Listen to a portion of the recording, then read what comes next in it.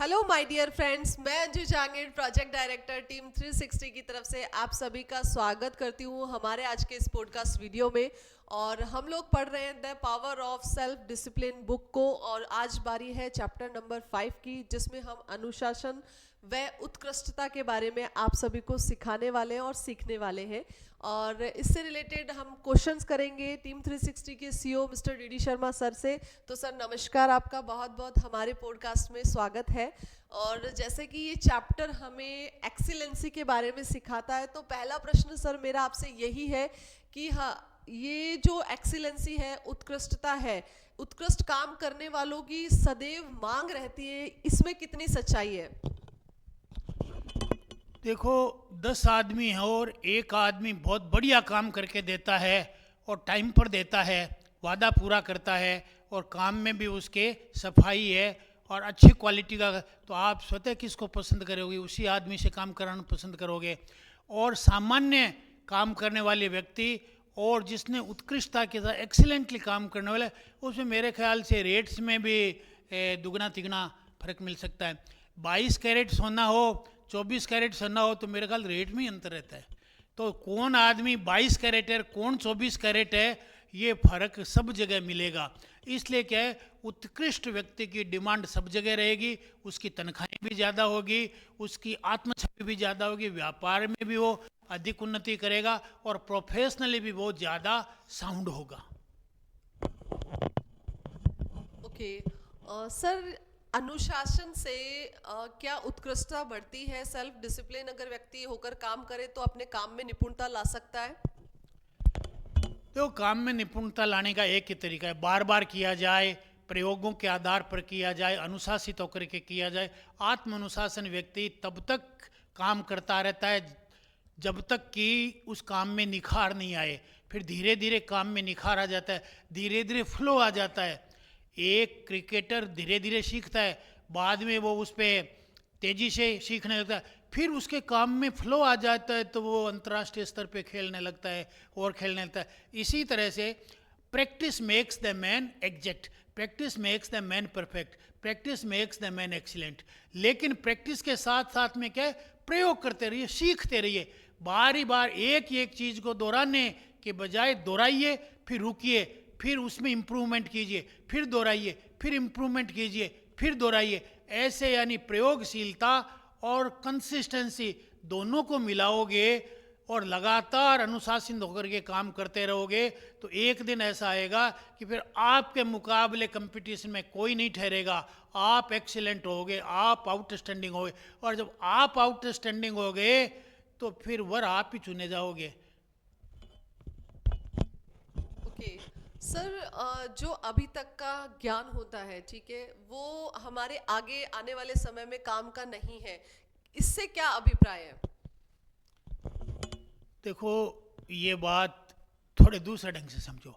अभी तक आपने जो ज्ञान लिया है ना, वो काम का है, बिल्कुल काम का है, लेकिन उससे तो आपने लाभ उठा लिया। आज आपका जितना नॉलेज है ना, उसका आपने लाभ उठा लिया, आपको लाभ मिल रहा है। अब आप चाहे तो मुझे अधिक लाभ मिले, तो फिर ज्ञान भी बढ़ाओ, ठीक है ना, और ज्ञान बढ़ाओ और लाभ मिलेगा। ये जो ज्ञान बढ़ाना है, नॉलेज बढ़ाना है, स्किल बढ़ाना है, ये कारण है, बीज है, और बाद में आपकी उपलब्धियां हैं, वो परिणाम है। इसलिए अगर आप एक्सीलेंट होना चाहते हो तो कारण पे डालिए, यानी वो चीज़ें डालिए, अच्छे बीज डालिए, मेहनत कीजिए, मेहनत कीजिए, अच्छे उन लोगों से सीखिए जिन्होंने ऑलरेडी तरक्की कर रखी है, एक्सपर्ट लोग हैं। आम आदमी की सलाह मत मानिए, एक्सपर्ट की मानिए। आम आदमी की राय में मत जाइए, एक्सपर्ट की राय लीजिए। आम आदमी तो दुनिया में एक दूसरे को छलते फिरते हैं, खुद तो गए गुजरे हैं, दूसरे को और अपने जैसा ही बनाने में लगे हुए हैं। Thank you so much DD sir. और बस मेरा एक लास्ट क्वेश्चन आपसे है कि आप ये जो प्रोग्राम्स करवाते हैं, आपके जो वर्कशॉप होते हैं, वो हमारे दर्शकों के लिए कितने इम्पोर्टेंट है और क्या हेल्प करेंगे उनको उनकी लाइफ में? देखो, हम एक साधारण सा सिग्नेचर प्रोग्राम है ना, ऑर्डिनरी प्रोग्राम है, सिर्फ वो 3 दिन का है एक वर्कशॉप, जिसमें हम गायत्री मंत्र पर वैज्ञानिक अनुसंधान होया हुआ है, उससे जो है आपके हैप्पी हार्मोन्स को बढ़ाना, आपके ऊर्जा चक्रों को जागृत करना, आपके तत्वों का शोधन करना, आपकी आंतरिक शक्तियों को बढ़ाने का गारंटीड काम करते हैं, जिससे क्या है आप जिंदगी में चौके छक्के लगा सकते हो, सामान्य से अपने फील्ड के बापू बन सकते हो। ओके, आपकी सर्वत्र जय जयकार हो सकती है, बल्ले बल्ले हो सकती है।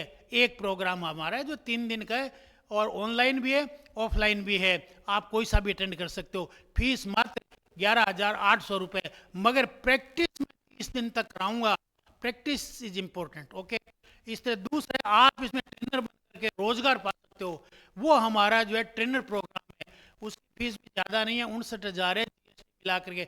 वो 6 दिन का प्रोग्राम है, 3-3 घंटे कराएंगे उसे, और उसके बाद में उसकी जो इंटर्नशिप है वो 90 डेज है। वो इंटर्नशिप 90 डेज है, गारंटीड है।